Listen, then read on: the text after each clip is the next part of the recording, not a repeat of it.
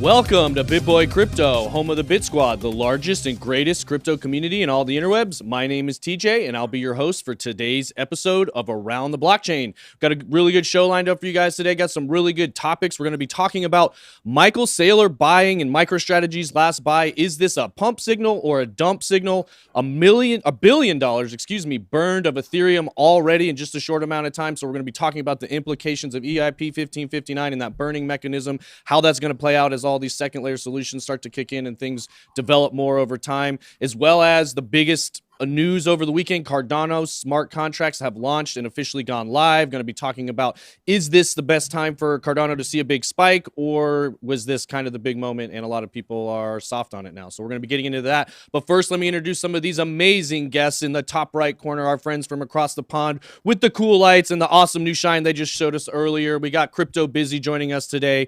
Always a crowd favorite, CryptoWendyO in the bottom right-hand corner. Son of a Tech here again today, bringing it in. And fresh off the new personal record, benching 300 today. Also got to ride it in the suite, our new suite at the Falcons place. You got the Falcon punch, got the Falcon shirt. Everything is good about the suite except for the team that was playing on the field. So we're going to be jumping into it today. Going to have a good show. Going to be talking about all that kind of stuff. But real quick, let's do a market watch. We've got Bitcoin coming in right at 45,359. The top pumpers for the day, Mina, Cosmos, Atom, Hashgraph, Synthetics, Icon, Monero popping up there, and Tezos showing signs of life. So over the weekend, had a lot of smart contract platforms pumping. Algorand is another big one, and Eagle that have had some really good moves in the last week or so. So Avalanche also pumped really well. So seeing a lot of bigger smart contract platforms getting some strong moves recently and kind of moving up into that top 10, top 20 category, as Solana as being the main one that has been all hyped the last few weeks. So we're seeing some of that happening now. We're seeing Bitcoin doing virtually nothing. I mean, staying in an extremely tight range between, maybe 44 and 46. It seems like forever for us that look at this every day. It's probably only been about a week or so. But as that's been happening, there's a lot of people talking. Has it topped out? Are we slowly in a bear market? Or where should we expect things to go here? So we've got Microstrategy, Michael Saylor, one of the biggest holders of Bitcoin. Nobody holds more Bitcoin than Microstrategy other than Grayscale. They hold more than any other private or public company, coming in, I think, right at 5,050 Bitcoin right now, just over $3 billion. So they've been, I think, 420 million just this quarter. So they just keep buying more and buying more and buying more. Now, when we've looked at in the past, them buying Bitcoin, a lot of times you say, oh, this is a pretty good buy signal. We'll know they're a long-term holder. But when we went and looked at the numbers today, most of the time we've seen slight drops even a little bit further after their buy. So we're going to get into that a little bit. But real quick, before I throw the question, if you guys are new to the show here and if you haven't watched it before, you'll see a score box in the bottom right-hand corner of all the guest box. If you like what the guests are saying, make sure to drop a +1 in the chat, and we'll know to give them a point. Whoever has the most points at the end of the show will have 30 seconds to leave the audience with a parting message. So I'm going to come to you, CryptoBusy, with this one first. Do you feel like Microstrategy buy, is that an indicator of any kind? Is this something that gives you confidence that this is a good place to take an entry because we've got one of the biggest investors in Bitcoin saying that's where they're making an entry? Or do you look at it and see like, oh, maybe there's a little bit more room to go and they're just trying to prop up their bags?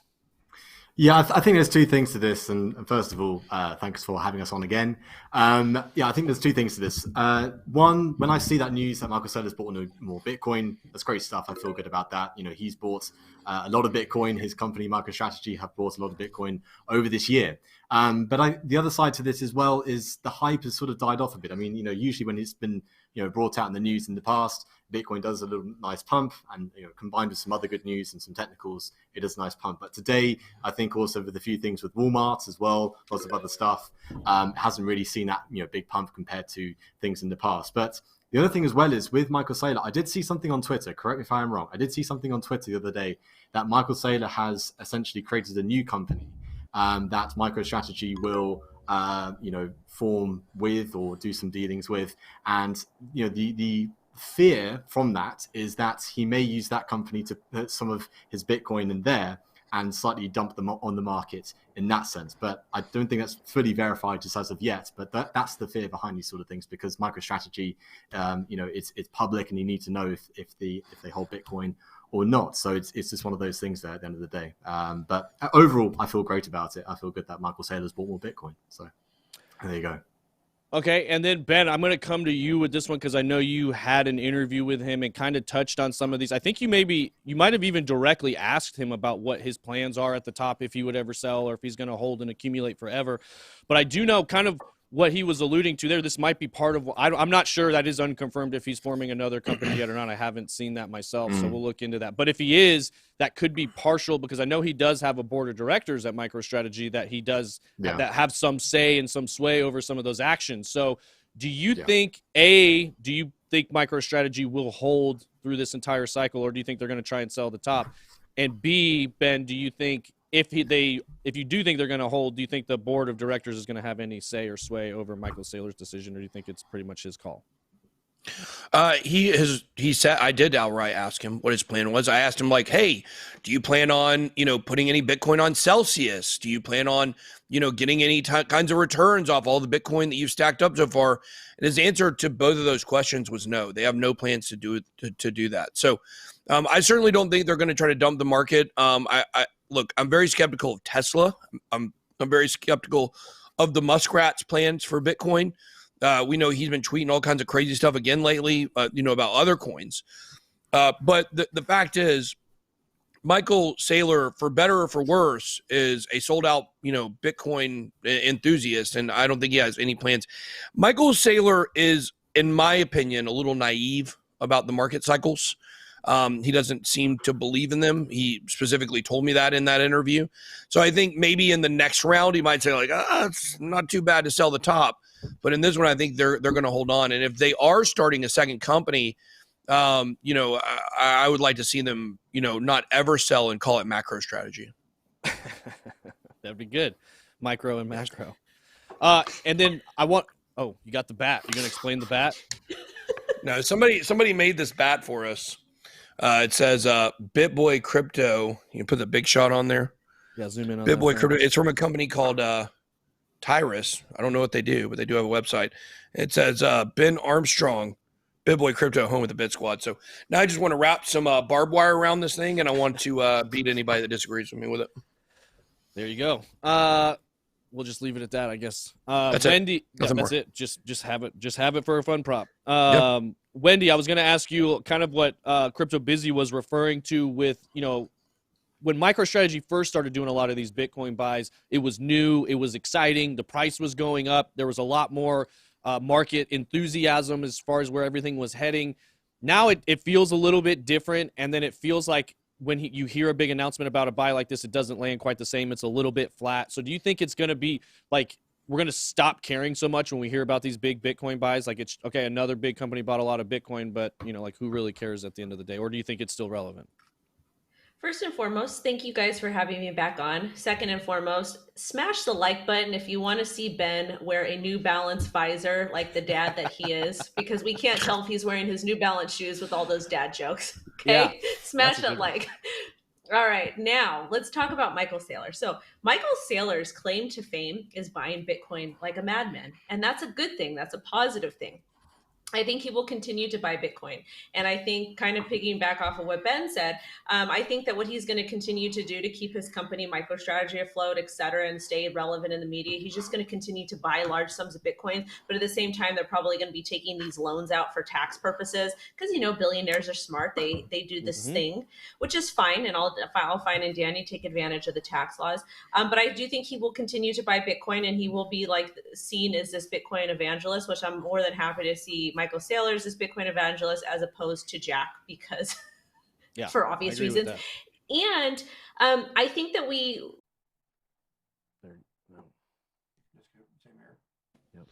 but only on one of them. So two of them went through, one of them didn't. Which one did I can see us on the YouTube live, guys. We'll find out. Oh, it's on the live now? Yeah, I can see Son of Tech and I can see myself, and they could probably hear us. What's up, guys? Technical difficulties. How are you doing Awesome. today, son I of think tech? we're back on YouTube. I'm good. I'm going to stand back up. Yep. All Should right. I try to do the points again or just leave it in case that caused the problem? Just leave it. Okay. Moving on up. All right, I believe we are back at least on YouTube. We're back. I'm not sure Twitch or Theta, one of them. It looks like we're back on YouTube and Twitch. So those are the main two that count. Sorry about that, guys. We were having some technical difficulties. I think it was the scoring system, what we were trying to fix, that ended up throwing off an error code that crashed everything. So we had to reboot the whole computer, and we're back. So as long, can you guys all still hear me? I can hear you. Can you hear me? Because say something because I can't hear anything. Who? Hello, hello. Hello. Hello? Hello. Testing. Okay, I can't hear 1, any of 2. them, Frank. So nope. So You can't hear I guess any we'll of go us. ahead and we're on Michael Saylor dumping. Let's go ahead and move to Ethereum burning. They've burned about $1 billion worth of Ethereum at this point. It looks like 288 ETH totaling 977 million, so approximately a billion depending on what the price of Ethereum is. This is something that was big with Ethereum kind of getting this big update. It was a big hype. It's, that it's caused transaction fees to go through the roof in a lot of ways. It was supposed to help transaction fees, and it's taken the pressure off a little bit, but we're still seeing extremely high transaction fees, especially with all these NFTs being sold on OpenSea. And so we've got these second layer solutions that are supposed to help reduce the load on a lot of that. But as they really start to come in, how much will that reduce this ETH burning? And is the ETH burning going to, as prices and transactions and all these solutions start kicking in, will that potentially start to cause more inflation as time goes on? So, Ben, I wanted to come to you with this one. Hopefully you can hear me.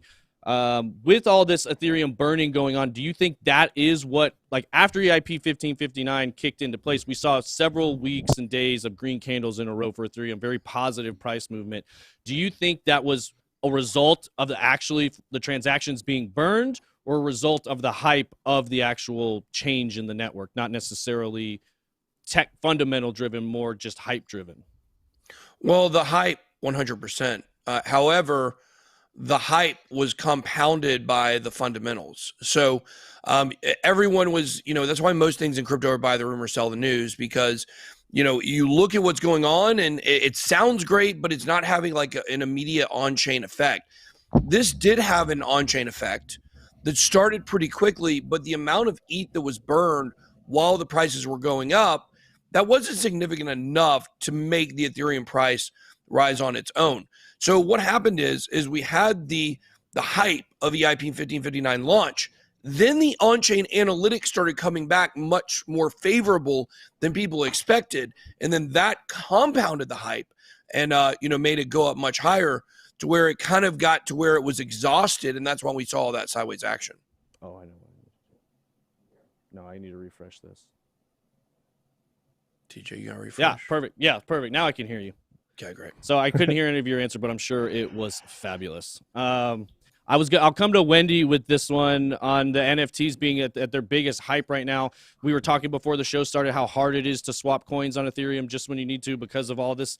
The fees are so high. We got all these NFT sales with OpenSea going on. So as things start to settle down, do you see NFT sales ever, we potentially enter into a bear market, say next year, maybe things aren't as hyped as they are right now? Do you see NFT sales slowing down at all? And when they do you think that will help with Ethereum's fee problem? The thing with NFTs are they're not really associated with any specific coin or token, or even they've never really had a market cycle. Like back in 2017, 2018, we did see crypto kitties, and we did see kind of other NFTs pop up, but then they went away. So I think it's going to be very interesting to see what happens with NFTs when crypto does in fact go in a bear market. But we also have to remember stuff like eBay, when we're selling like vintage used goods on eBay or collector's items, do those ever really go through a bear market? The people just kind of lose interest and they go to something else. So with NFTs, we might not see that happen. And I will say Ethereum's great. I own a lot of Ethereum, but people are able to utilize Polygon. Someone minted me a CryptoWendyO I want to say it was a llama NFT on Polygon, and they sent it to me. It was super cute, adorable, cost them next to nothing. Someone else did one for Solana. So there's other chains now that people are able to utilize. So if Ethereum keeps being a hot mess, I think that we're going to be okay, and people will just kind of merge over to a different chain to go ahead and create NFTs.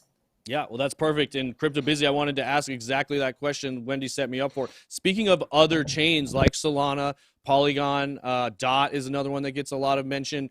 Do you see, there's a lot of complaints right now about people saying Ethereum's just too slow. It's just too expensive. I can't do what I need to do on Ethereum. So in your opinion, do you see any of the other smart contract platforms really rising up to kind of take that market share? Like if Wendy said, if it's a hot mess, people will just move over somewhere else. If that does happen, where do you see them moving? And what are some of the ones that kind of have your attention or the ones you're watching right now? Well, yeah, I mean, ultimately, as Wendy has been saying, Solana is definitely going to be one of them. Cardano, if we see further successful launches and deployments of their smart contract platform, then it's going to be very interesting to see what Cardano and Solana can do in this bull cycle. There's many other platforms out there, even Zilliqa. We're big fans of Zilliqa at CryptoBusy, where you can build, different applications on top of that platform. And specifically with Zilliqa, it has this thing called sharding where you can split up the blockchain into infinite amounts, and you can run an infinite amount of transactions on that blockchain, reducing the idea of bloating on the blockchain and completely destroying the competition when it comes to Ethereum. So eventually, I do think will come the technologies that we go through. I mean, Ethereum is, how old is Ethereum? It's definitely over coming up to what, 8 years, 7 or 8 years, something like that. If there are new technologies coming out, then it's going to be further improved on. So there's inevitably there will be times and there'll be different cryptos that will outperform Ethereum and also Bitcoin in the long term. Yeah, well, and speaking of other platforms, one you mentioned and one we're going to be talking about here today, speaking of new technology, Cardano smart contracts are now officially live. That was a big thing over the weekend. A lot of people talking about it. They seem to go off without a hitch. Some people were, with EIP 1559, like I mentioned earlier, that was implemented. We saw lots of green immediately following. Now here we've got these Cardano smart contracts. I think everybody was asking us in the live stream for weeks and weeks and weeks, like, what do you think is going to happen on September 12th? Are we going to pump? Are we going to dump? And that was what everybody wanted to know, up or down, up or down. Nobody was really expecting kind of a nothing burger for the most part. Like Cardano really didn't do anything too substantial other than just kind of stay with the rest of the market. So, not surprised. Yeah, it was kind of like one of those, nothing kind of moments. So do you think there's still upward momentum for Cardano in the future? I'll stick with you, CryptoBusy, on this one. Yeah. What's your prediction for the next kind of month or so of Cardano? Oh, for the month, I would say, range trading anywhere between $2.50 and $3 if Bitcoin behaves. If Bitcoin doesn't behave, then we'll be retesting $2. But in the overall perspective of this bull run, this bull cycle that we're in right now, $10 is certainly on the cards, anywhere between $7 to $10 in my opinion. And then that is also subject to the further successful launches and deployments of their smart contract platform and any other things that they may want to do in the future. It is also dependent on what they do. We can also talk about the hype at the end of the day, but can they deliver on their promises, and does it work? If it doesn't work, then it's going to go to zero effectively. So you want to make sure that these things actually work, and so far it's looking good. So I'm fine with a bit of a pullback. I'm fine with, buy the rumor, sell the news type of ideas, similar to what's happened with the EIP 1559. There will be dips, there'll be corrections, but again, have that long-term and marathon perspective when it comes to these things. We're very early stages right now. So that's what I feel with that.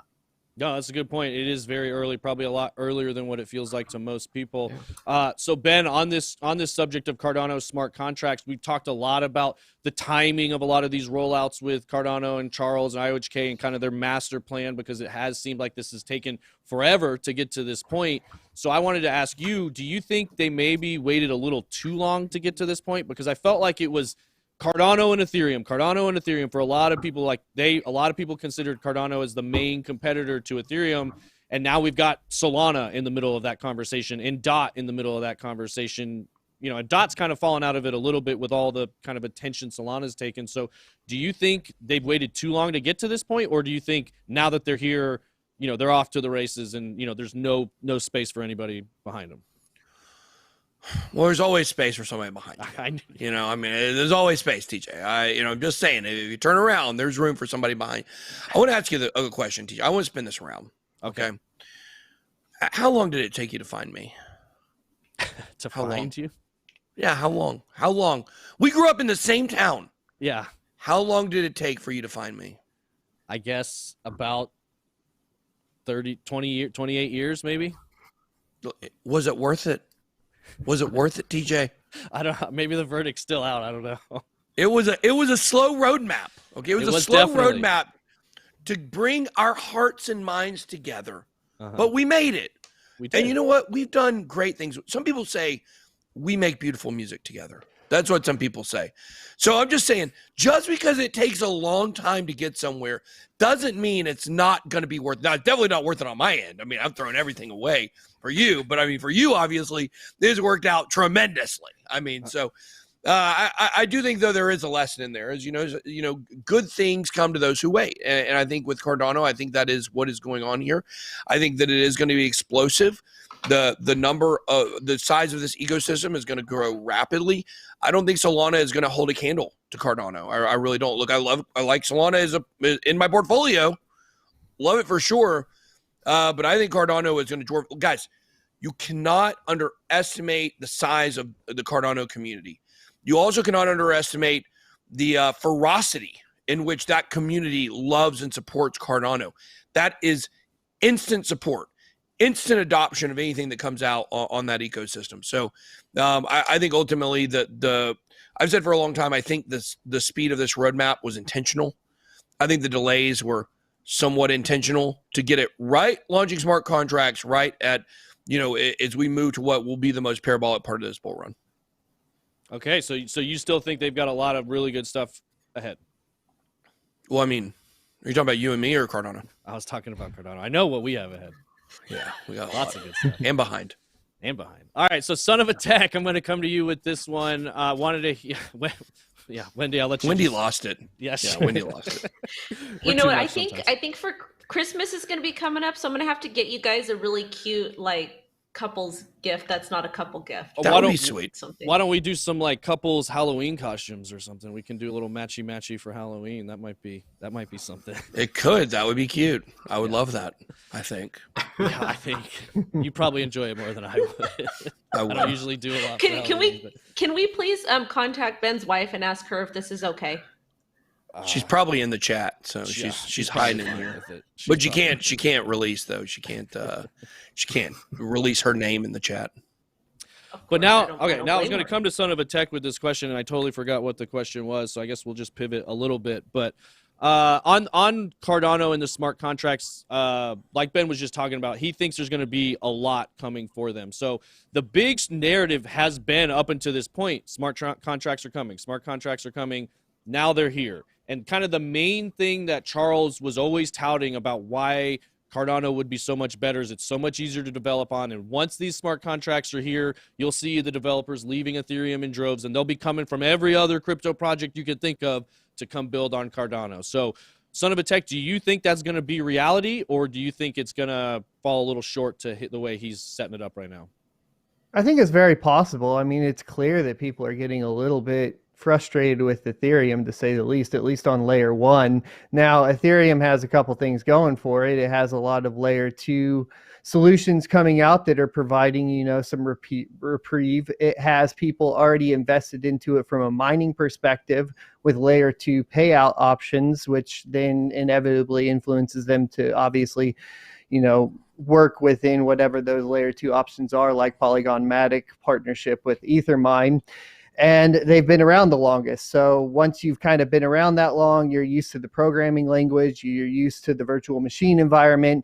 As a developer, it's hard to make those shifts. I mean, there's a reason why it's taken AMD, for example, so long to compete with Intel in the enterprise market. And so taking a long time for Cardano is the right way to do it, because it needs to be right. It needs to be correct. So I think that is intentionally planned out to be that way. And the more people get frustrated with Ethereum, the more likely they are to move over. Now, EIP 1559 is a great example of basically a disappointment in changes, I think, across the board. We were supposed to have, at least more predictable fees. At this point, we have a moving base fee that it makes everything more confusing for us. Mining pools are struggling to keep their mining pool wallets full, which tells me that there's an issue on the development end for them to basically maintain the payouts without basically running their wallets dry with base fees that are getting burned. And if that frustration continues and we see another delay with the merge for proof of stake, then yeah, Cardano's got a great chance there. And can you speak to it all? I mean, I know you can only really speak to yourself personally, but as a miner, how does it feel, from the Ethereum miner community, kind of the changes that they've been implementing to the network and kind of just saying, that they really don't care at all what the miners have to say, or they don't really seem to be putting a lot of weight on the miners' opinion. Is that Go ahead. It's super frustrating. I mean, Bitsby Trippin had done the entire, had worked out, basically what would happen with EIP 1559. There were some concerns that didn't, pan out from his perspective early on. And then there were some that did, right? And at that point, it's kind of like, well, if you listen to the community, you would understand some of these issues that are going on. I mean, to put it into perspective, like if we're talking about fees alone, last week we had the record-breaking block rewards at 218 ETH for one block, right? So obviously the fee issue is not resolved here. And that's, and basically miners were basically coming out and saying, hey, we don't think this is the way that's going to solve it. And they pretty much shoved it down and started using the propaganda of calling miners greedy, which was very frustrating because, a lot of miners have been very dedicated and committed to Ethereum from the very beginning. So I think it does, from the miners' perspective, it's very disappointing. It's very frustrating to see this kind of rhetoric, especially when it wasn't something that was necessarily brought up to make more money from miners, right? I think at this point, though, if we're talking about profitability, it's all over the place for miners. We have crazy weeks that we would never have pre-EIP 1559, right? Like last week was one of them, and then some of them are lower. But overall, the profitability hasn't really shifted. So I think that concern from the miners' perspective has been a little bit alleviated, but I'm not sure that's actually good for the network. So it's a very odd position to be in because as a miner, you're like, well, we want that we want this to work the way they say it's going to work so that the project is good and it moves forward in a successful manner because we have a pretty heavy stake in it, right? Like we're committed to this network at this point. And there aren't a lot of options outside of Ethereum if you're talking about GPU mining. Hopefully, the Oracle with Ergo and Cardano pays off, and that's something that miners can move to. I know Zilliqa was mentioned earlier, and that's mineable. That's kind of mineable in an odd form, though, which we discussed more in more detail, like on a mining channel. But there are a couple promising options coming up. But at the same time, you are kind of stuck and fully invested as a GPU miner into Ethereum.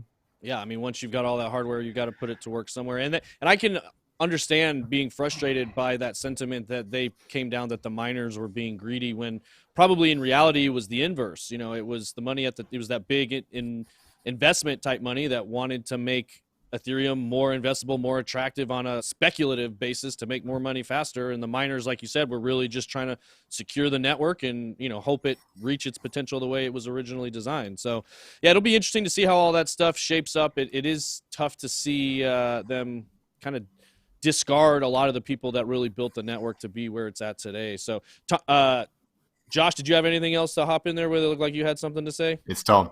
Tom, gosh, Tom. I thought it was, but they had it backwards on the thing. But yeah, I always get. I'm the one with the beard. I'm the one with the beard. Okay. Yeah. So I mean, yeah, Son of the Tech. I mean, really interesting insight there because you are a miner and you get an interesting insight in terms of what's happening on the other side of things. And we talk about the the fundamentals and the technicals, but also getting the insights into what's happening, mining wise. So yeah, there's a lot of competition out there, really and truly. There you go. All right, well, that's all we really have time for today. Since we didn't have any points, and I apologize, guys, for the technical issues. Obviously, we were down for a few minutes, and our point system was down. We will have that rectified for tomorrow. But as always, there are links in the channel, links to all of these guest channel in the description below. Please go ahead and check that out.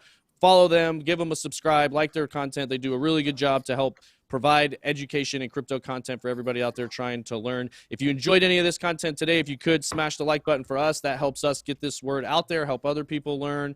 And I will say, son of a tech, with that last talk there you gave. You're our winner for today, since we don't have any score. So you've got 30 seconds to leave the audience with a parting thought that you think they need to hear. Arbitrum and optimism for layer 2 solutions on Ethereum, as they will be implemented into Ethermine once they are fully vetted and ready to go. Keep an eye on them. All right, there you go. Keep an eye on those two. That's all we have time for today. Until next time, we'll be back 5 p.m. Eastern time tomorrow with DZ hosting again and 4 new guests to bring you all that crypto info. That's all we have time for today. We're out.